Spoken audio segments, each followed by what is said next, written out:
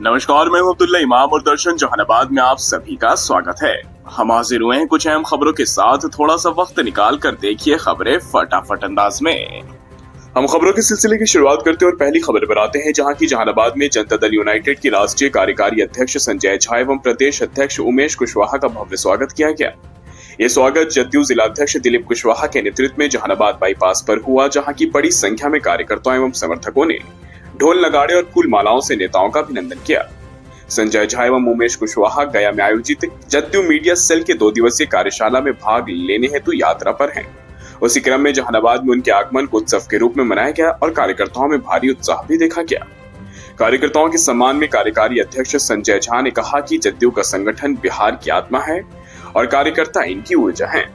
वहीं प्रदेश अध्यक्ष उमेश कुशवाहा ने कहा कि बिहार के विकास और सामाजिक न्याय की लड़ाई में जदयू का योगदान अविस्मरणीय है। जहानाबाद के कार्यकर्ताओं ने बार बार ये साबित किया है कि वे पार्टी के लिए समर्पित और सजग हैं।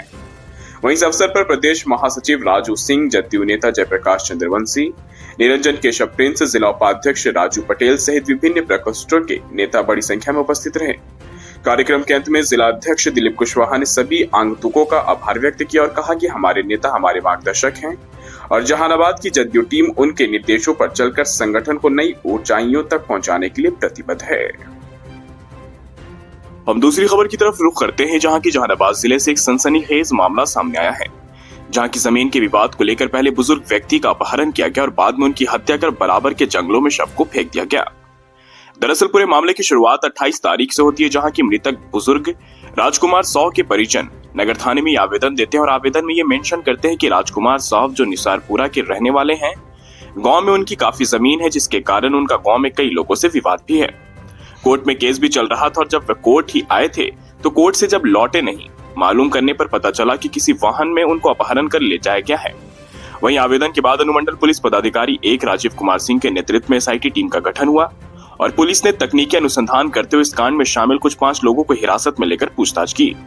जिसके बाद उनकी निशानदेही पर इस कांड में अपहरण हेतु इस्तेमाल किए गए जाइलो वाहन को जब्त किया गया और फिर आरोपियों द्वारा यह भी कबूल किया गया कि अपहरण के तुरंत बाद बुजुर्ग की हत्या कर बराबर के जंगलों में शव को फेंक दिया गया है।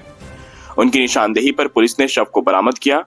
फिलहाल अनुमंडल पुलिस पदाधिकारी राजीव कुमार सिंह ने यह भी बताया कि इस घटना में कुल 6 लोगों को गिरफ्तारी हुई है और आगे की मामले की तफ्तीश हम लोग कर रहे हैं। हम दूसरी खबर की तरफ आपको लिए चलते हैं, जहां की जहानाबाद में पुलिस की सतर्कता, पुलिस के मनोबल और पुलिस के हिम्मत का एक बेहतरीन उदाहरण हमें देखने को मिला। जहां के हॉस्पिटल मोड़ पर से पैसे की छिनताई कर भाग रहे 2 अपराधियों को पुलिस ने महज कुछ मिनटों के अंदर दूसरे चौराहे यानी कैरवल मोड़ पर से धर दबोचा। हालांकि इस घटना में एक ही बदमाश को पुलिस पकड़ पाई, जबकि दूसरा मौका पाकर देखकर वहां से फरार हो गया।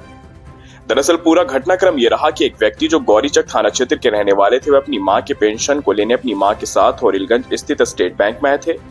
पैसे निकालकर वह हॉस्पिटल मोड़ पर दवाई लेने आए, तभी उनके बैग से बदमाशों ने पैसे निकाले और भागने लगे। पीड़ित ने तुरंत शोर मचाया। वहां पर मौजूद ट्रैफिक वाले जवान की नजर इस पर पड़ी। उसके बाद ट्रैफिक जवान ने अपनी सूझबूझ से अगले चौराहे यानी कैरवल मोड़ पर तैनात पुलिस को सूचना दी। फिर पुलिस ने बड़ी सतर्कता के साथ बदमाश को पकड़ लिया। बदमाश वैशाली जिले का रहने वाला बताया जाता है। फिलहाल पुलिस उससे पूछताछ कर पैसे की रिकवरी करने में जुटी हुई है। हम आखिरी खबर पर आते हैं और आखिरी खबर का जिक्र करते हैं। जनसुराज के सूत्रधार प्रशांत किशोर 11 मई को मुख्यमंत्री नीतीश कुमार के गांव कल्याण बिघा में जातीय जनगणना और भूमि सर्वे में हुई अनियमितताओं के खिलाफ हस्ताक्षर अभियान की शुरुआत करेंगे। इस संदर्भ को लेकर जनसुराज जहानाबाद के युवा नेता अक्षय आनंद ने प्रेस वार्ता की और उन्होंने मीडिया से बात किया, जहां कि उन्होंने मीडिया को संबोधित करते हुए बताया कि 11 मई से जनसुराज के कार्यकर्ता 40,000 से अधिक गांव में जाएंगे। 2 महीनों में इन 3 विषयों पर 1 करोड़ से अधिक लोगों का हस्ताक्षर लेकर 11 जुलाई को मुख्यमंत्री और राज्यपाल से मिलकर ज्ञापन देंगे। इस अभियान की शुरुआत प्रशांत किशोर 11 मई को मुख्यमंत्री के गांव कल्याण बिघा से ही करेंगे और अगर इससे भी बात नहीं बनी तो हम सभी चुनाव से पहले विधानसभा के अंतिम सत्र का घेराव भी करेंगे। तो दोस्तों, ये थी जहानाबाद के दिन भर की कुछ अहम खबरें। खैर फिलहाल के लिए बस इतना ही, मुझे दीजिए इजाजत। हम फिर से हाजिर होंगे एक नई खबर को लेकर। तब तक के लिए आप अपना बहुत ख्याल रखिए। आपको हमारे खबर को पेश करने का तरीका अगर पसंद आए तो दर्शन जहानाबाद चैनल को लाइक कीजिए, सब्सक्राइब कर मदद कीजिए और शेयर करना ना भूलें।